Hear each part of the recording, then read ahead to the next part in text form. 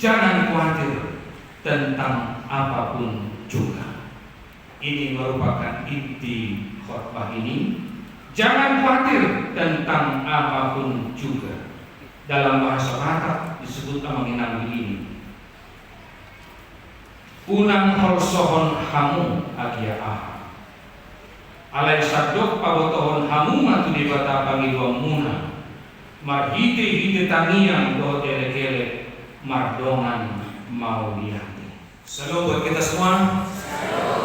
Salam sukacita buat GKBI untuk penapisan 41 orang vikaris dan 1 orang calon evangelis.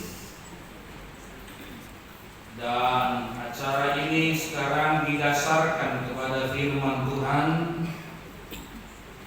dari Filipi 4 ayat 1 sampai 7. Saya akan membacakannya buat Bapak Ibu semua. Karena itu saudara-saudara yang kukasihi dan yang kurindukan, sukacitaku dan mahkotaku, berdirilah juga dengan teguh dalam Tuhan. Hai saudara-saudaraku yang kekasih, Euodia kunasihati dan Sintike kunasihati, supaya sehati sepikir dalam Tuhan. Bahkan kuminta kepadamu juga, Sunsubos, temanku yang setia, tolonglah mereka, karena mereka telah berjuang dengan aku dalam pekabaran Injil, bersama-sama dengan Clemens dan kawan-kawanku sekerja yang lain, yang nama-namanya tercantum dalam kitab kehidupan.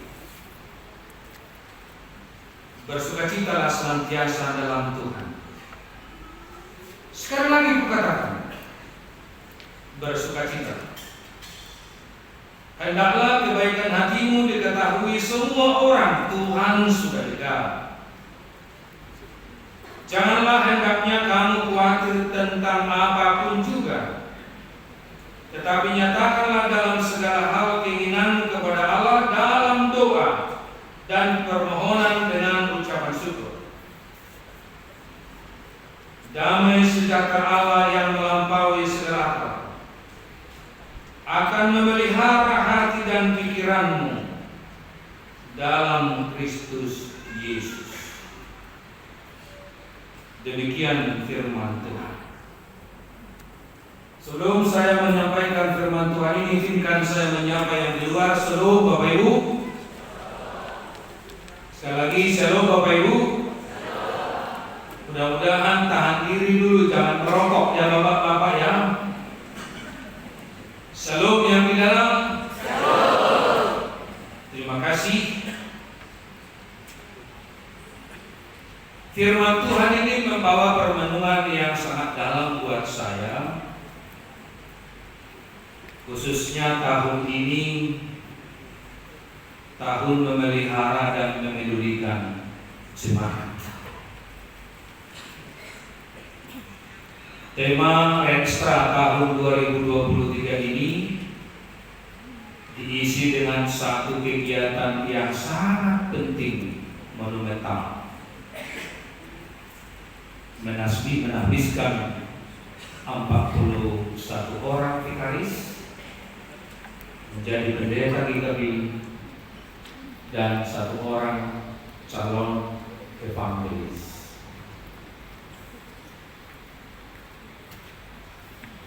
Firman Tuhan yang dituliskan oleh Rasul Paulus dari penjara ini, saya kira sangat bernas sekali, menginspirasi para vikaris, mengempower para vikaris, dan memberdayakan saudara-saudara menjadi pendeta di GKBI. Sudah banyak yang saudara-saudara pelajari selama menjalani masa vikariat di jemaat resort atau lembaga. Sudah banyak yang sudah Anda dengar, Anda lihat. Karena belajar itu bukan hanya soal membaca. Melalui mendengar pun iring bisa juga belajar. Dengan melihat pun disebut bisa belajar. Nah, tetapi sekarang pelajaran saudara dilengkapi dengan beberapa pesan dari Rasul Paulus, misionaris yang besar ini, kepada kita hamba-hamba Tuhan, secara khusus yang akan menerima tak bisa ini. Surat Rasul Paulus ini ke jemaat Filipi saya kira sangat persuasif sekali, menyentuh hati. Karena itu saudara-saudara yang kukasihi, yang kurindukan, sukacitaku dan mahkotaku.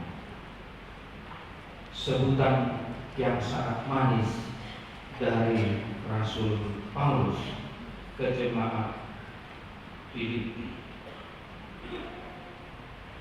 Bahkan ke jemaat Korintus pernah dia katakan bahwa kamu adalah surat Kristus yang ditulis oleh pelayanan kami, ditulis bukan dengan tinta tetapi dengan roh dari Allah yang hidup. Nah, Bapak Ibu saudara-saudara, pesan inti dari khotbah ini sesuai dengan Minggu Rogate kita berdoa adalah jangan khawatir tentang apapun juga, tetapi nyatakanlah dalam segala hal keinginan kepada Allah dalam doa dan permohonan dengan ucapan syukur. Tetapi kita masuki dulu tahap demi tahap. Pertama, menginspirasi, menguatkan, dan memberdayakan. Pertama, berdiri teguh dalam Tuhan. Ini pesan rohani yang pertama dan terakhir dari Rasul Paulus ke jemaat di Filipi. Berdiri teguh dalam Tuhan. Seperti seorang anak bersama ayahnya, dia akan sangat semangat dan berani. Yang kedua, Rasul Paulus ada dalam penjara dan jemaat Filipi harus bertumbuh dalam pelayanan Timotius dan Epaphroditus, Eudokia, Sintike, Susukos, Klemen. Mereka orang-orang yang disebut Rasul Paulus di jemaat Filipi ini. Berdiri teguh berarti bisa saja lemah iman, bisa saja tidak teguh beriman. Kesadaran kita tentulah tidak sama sulitnya kekristenan di awal berdirinya dengan kekristenan zaman sekarang. Tidak sama. Tetapi rekan-rekan pendeta yang mau ditahbiskan, para orang tua, menjadi saksi tentang teguhnya iman seseorang kepada Kristus ini. Dalam koridor tata kegembalaan, saudara-saudara yang tahu,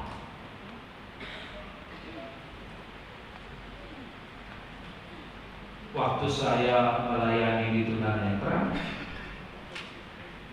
pernah kami sekali ke Bakara. Kalau tidak salah, di sana ada air Cipagulu.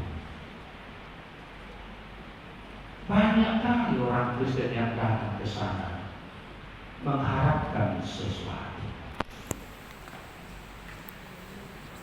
Apakah saudara-saudara bisa menjadi saksi untuk itu dalam hal peristiwa yang lain dalam kehidupan masyarakat, kehidupan bergereja bersama dengan Anda?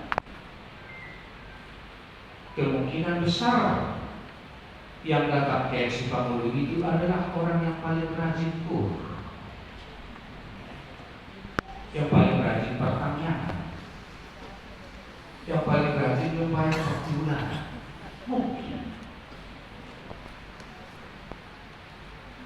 indah sekali Bapak Ibu saudara-saudara ketika Tuhan Yesus memberikan perumpamaan. Dan perumpamaan ini boleh masing-masing mengukur kadar keimanannya teguh dalam Tuhan atau bukan. Tentang benih. Ada benih itu yang jatuh di tempat berduri, semak berduri. Ada benih itu yang jatuh di tempat berbatu. Ada benih itu yang jatuh di jalan dan dimakan burung. Dan ada benih itu yang jatuh di tempat persamaan yang baik. Saya tidak memancangkannya lagi. Begitu luasnya, begitu lebarnya, begitu tak terhitungnya pergumulan yang dialami manusia ini, yang membuat dia terkadang jatuh bangun dalam imannya kepada Tuhan. Tapi saya menyampaikan pertama sekali kepada vikaris dan calon evangelis, teguhkanlah imanmu. Teguhkanlah imanmu supaya kamu dapat meneguhkan iman umat yang engkau layani. Amin. Amin. Teguhkan imanmu supaya kamu dapat meneguhkan iman jemaat yang kamu layani. Jika kamu ragu bagaimana kamu bisa meyakinkan orang lain tentang Tuhan, itu yang pertama. Pesan yang kedua dari Rasul Paulus ke jemaat Filipi, pesan terakhirnya ini, sehati sepikir dalam Tuhan. Sehati sepikir dalam Tuhan. Dalam agenda penabisan itu jelas sekali. Kalau para pendeta ini harus sehati sepikir. Tetapi dalam nas ini Rasul Paulus menyebut dua nama perempuan. Memang tidak disebut di sini Euodia dan Sintika itu perempuan. Tapi hemat saya teliti ini perempuan. Amanah pendeta, saya udah 31 tahun jadi pendeta. Hemat saya, kalau perempuan diizinkan begaduh di jemaat, hancurlah jemaat itu. Pengalaman saya. Karena apa? Karena perempuanlah yang menentukan di gereja. Hemat saya. Yang nyanyi perempuan, yang mengurus segala sesuatu perempuan. Kalau saya katakan kepada bapak-bapak di sana sama Pak Mustang Butagalu misalnya, sama Pak Mustang, jalo jogulu sare minggu sadar nembak pesta kita, pasti orang ini bilang, aku tanya dulu ibu ya, kan begitu. Tapi begitu saya inang itu saya tanya nanti inang jalo lulus sadar nembak pesta Butagalu tak beres sama, tak perlu kurang sama Pak Mustang, kan begitu. Begitu pentingnya peran perempuan ini, tetapi isinya rohani yang paling utama adalah harus sehati sepikir. Dan ini menjadi tulisan nasihat dan doa Rasul Paulus kepada jemaat Filipi seperti dalam pasal 2 ayat 2. Sempurnakanlah sukacitaku dengan ini. Hendaklah kamu sehati sepikir dalam satu kasih, satu jiwa, satu tujuan. Jadi bukan hanya satu kali ini aja Rasul Paulus menyebutnya, tapi dalam pasal sebelumnya Rasul Paulus sudah menyebutnya. Penuhilah sukacitaku dengan ini. Hendaklah kamu sehati sepikir, dalam satu kasih, satu jiwa, satu tujuan. Saudara-saudara yang terkasih, Euodia dan Sintique keduanya sama-sama membantu Paulus dalam pemberitaan Injil. Tetapi rupanya terjadi kerusakan hubungan.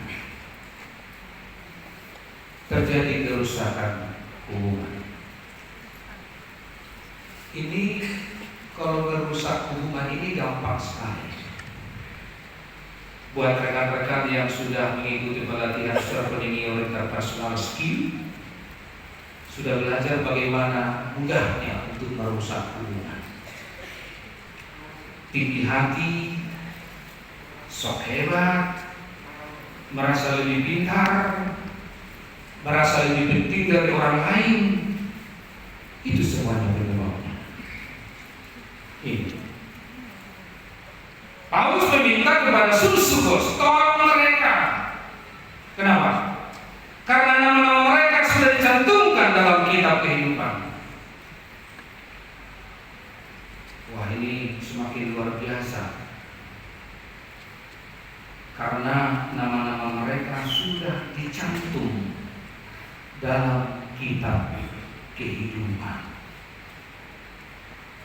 Seorang evangelis yang besar, misionaris, menyatakan kepada jemaat Filipi tentang nama-nama yang sudah ditulis dalam kitab kehidupan.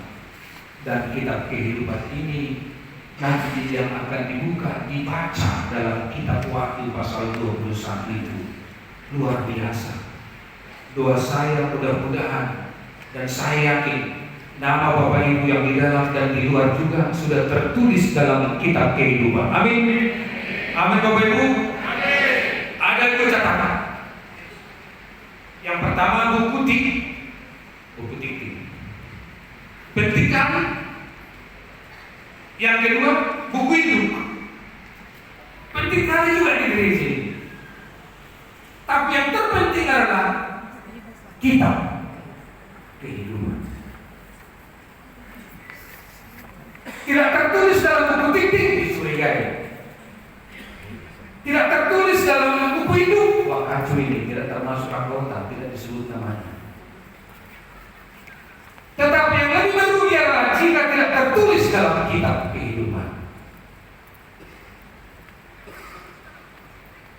Mudah-mudahan ini bisa dibandingkan dengan Matius 18 tentang kunci surga yang dipercayakan kepada murid-murid Tuhan. Nah, Bapak Ibu saudara-saudara, ini nasihat yang kedua yang disampaikan oleh Rasul Paulus kepada jemaat Filipi, supaya orang-orang Kristen, demikian juga sekarang kita semua para pendeta, semua jemaat bersatu. Saya harus sedikit. Saya harus katakan nama. Luar biasa persekutuan kita ini.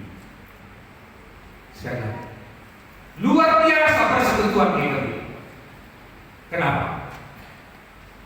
Kita tidak dipersekutukan karena bahasa, karena suku seperti gereja lain.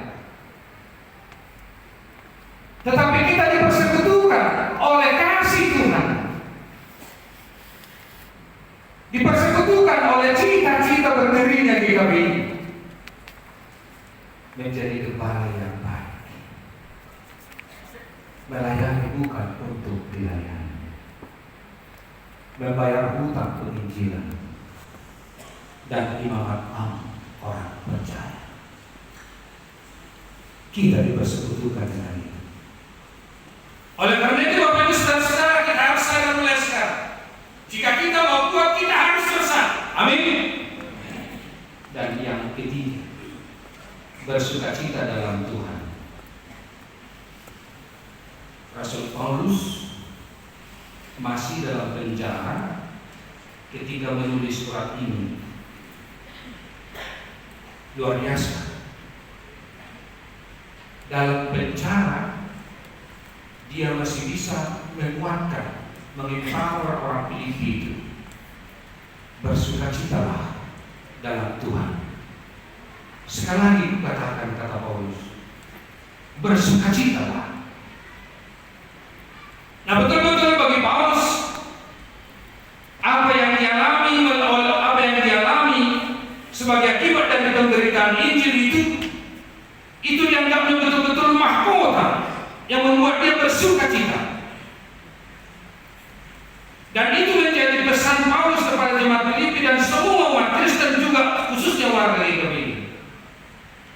Bersukacitalah dalam Tuhan. Sekali lagi kukatakan, bersukacitalah. Saya kurang tahu amakinan seberapa dekat hubunganmu dengan Tuhan. Saya juga tidak bisa mengukur seberapa jauh hubunganmu dengan Tuhan. Tetapi relasi kita masing-masing pribadi dengan Tuhan akan menjadi pendorong buat kita bersukacita dalam Tuhan.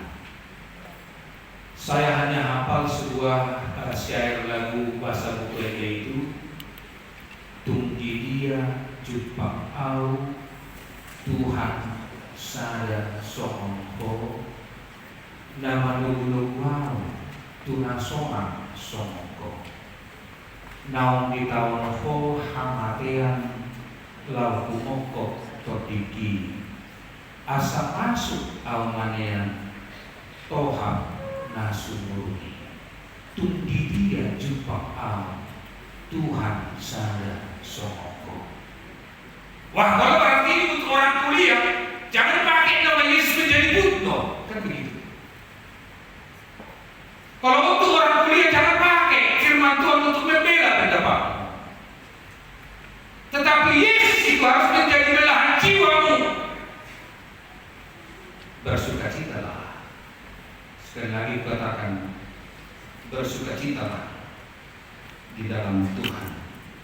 Yang keempat, hendaklah kebaikan hatimu diketahui semua orang. Dan dalam Matius 5:16 ini sangat dijelaskan, hendaklah terangmu bercahaya di hadapan semua orang.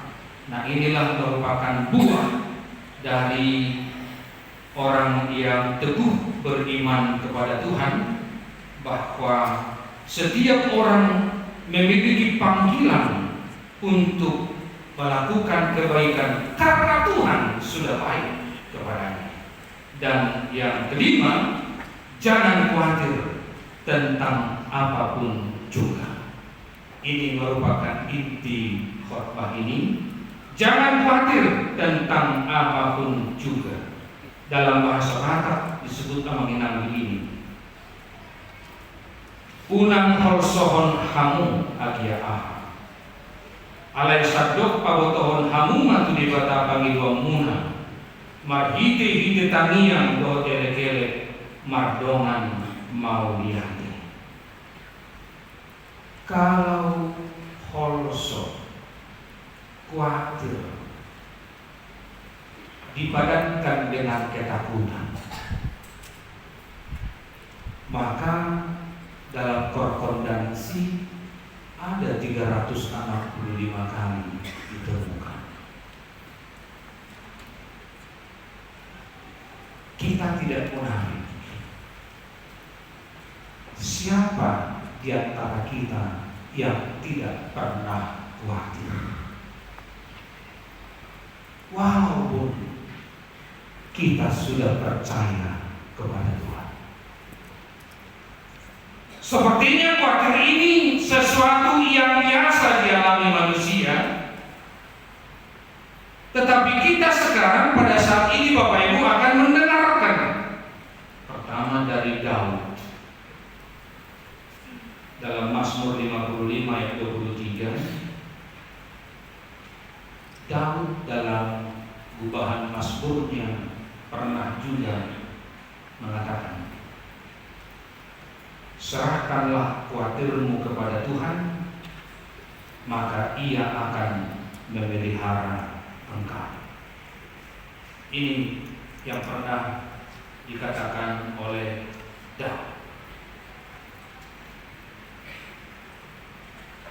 Kira-kira Bapak Ibu, kalau kita ini seperti di tempat biasa berdiskusi, apa kira-kira penyebab khawatir ini? Apakah kita harus hanya mengatakan ini manusiawi? Atau ada yang terselubung di dalamnya? Bahwa memang kita kurang berhubungan intim dengan Tuhan. Kita tidak percaya penuh kepada Tuhan. Tuhan Yesus untuk khotbah di bukit menuliskan, mengkhotbahkan tentang khawatir ini dalam Matius 6 ayat 25 sampai 34. Mudah-mudahan Bapak Ibu semuanya kita boleh mendengar ini, apa kata Tuhan Yesus. Karena itu aku berkata kepadamu, janganlah khawatir akan hidupmu, akan apa yang hendak kamu makan atau minum. Janganlah khawatir pula akan tubuhmu, akan apa yang hendak kamu pakai. Bukankah hidup itu lebih penting daripada makanan, dan tubuh itu lebih penting daripada pakaian? Pandanglah burung-burung di langit yang tidak menabur dan tidak menuai, dan tidak mengumpulkan bekal dalam lumbung, namun diberi makan oleh Bapamu yang di surga. Bukankah kamu jauh melebihi burung-burung itu? Siapakah di antara kamu yang karena kekhawatirannya dapat menambahkan sehasta saja pada jalan hidupnya? Dan mengapa kamu khawatir akan pakaian? Perhatikanlah bunga bakung di ladang, yang tumbuh tanpa bekerja dan tanpa meminta. Namun aku berkata kepadamu, Salomo dalam segala kemegahannya pun tidak berpakaian seindah salah satu dari bunga itu. Jadi, jika demikian Allah mendandangi rumput di ladang, yang hari ini ada dan besok dibuang ke dalam api, tidakkah Ia akan terlebih lagi mendandani kamu, hai orang yang kurang percaya? Ini intinya. Rupanya khawatir itu timbul karena kurang percaya. Sebab itu, janganlah kamu khawatir dan berkata, apakah yang akan kami makan, apakah yang akan kami minum, apakah yang akan kami pakai? Semua itu dicari bangsa-bangsa yang tidak mengenal Allah. Akan tetapi Bapamu yang di surga tahu bahwa kamu memerlukan semuanya itu. Tetapi carilah dahulu kerajaan Allah dan kebenarannya, maka semuanya itu akan ditambahkan kepadamu. Sebab itu janganlah kamu khawatir akan hari besok, karena hari besok mempunyai kesusahannya sendiri. Kesusahan sehari cukuplah untuk sehari. Bapak Ibu saudara-saudara, khususnya vikaris yang mau menerima tak bisa minum, kira-kira bagaimana menurutmu jika seorang pendeta lebih khawatir daripada jemaatnya? Sekali lagi, bagaimana menurutmu jika seorang pendeta lebih khawatir dari jemaat yang dipimpinnya? Oleh karena itu, firman ini, nasihat yang berikut ini sangat penting. Janganlah khawatir. Saya renung-renungkan, kalau ini manusiawi saja dialami semua orang maksud saya, tetapi ada sesuatu yang tersembunyi di dalamnya. Rasa khawatir meniadakan Tuhan, mengesampingkan Tuhan. Rasa khawatir itu meniadakan Tuhan, mengesampingkan Tuhan, dan mengedepankan kekuatan kita. mengedepankan kekuatan kita. Nah, Bapak Ibu saudara-saudara, saya membuka Kidung Jemaat. Adakah lagu tentang khawatir ini? Saya nggak tahu bolehkah ini bermusik Kidung Jemaat 4:17. Tapi saya akan membacakannya. Bagaimana kita mengelola rasa khawatir ini? Sekali lagi, dari Kidung Jemaat 4:17, di sini kita diajar bagaimana kita mengelola khawatir dalam kehidupan kita.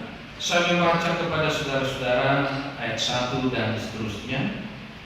Serahkan pada Tuhan seluruh jalanmu, khawatirmu semua ditanggung-Nya penuh. Sedangkan angin lalu dituntun tangannya, pun jalan di depanmu, Tuhan mengaturnya. Ayat 5, beban kekhawatiran lepaskan sajalah, segala kesedihan tinggalkan segera. Tak mampu kau atasi segala-galanya. Ini perlu bicara. Tak mampu kau atasi segala-galanya. Rajamu yang abadi menyelesaikannya. Tentulah kadang-kadang tak nampak tangannya, bagaikan telah terhadang terang anugerah. Seolah-olah Tuhan tak lagi mendengar keluhan dan seruan di saat kau getar. Inilah bagaimana kita mengelola khawatir itu. Apakah Bapak Ibu bersedia kita menyanyikan ini? Bersedia kita ya. Apakah Bapak Ibu yang di luar bersedia menyanyikan ini? Kita nyanyikan ayat 1, 5 dan 6. Kita akhiri dengan ayat 7 nanti.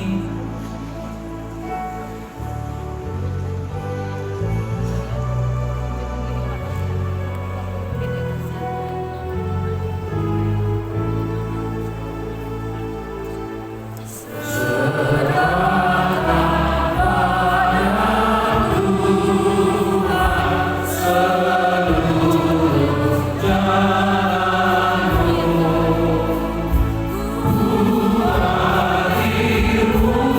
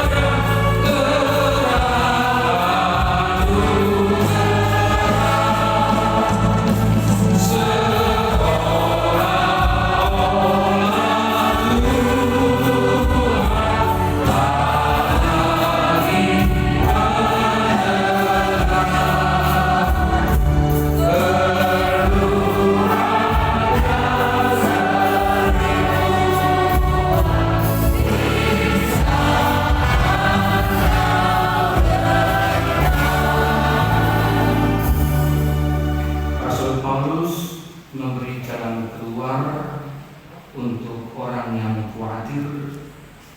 Dikatakan, nyatakanlah dalam segala hal keinginanmu kepada Allah dalam doa dan permohonan dengan ucapan syukur.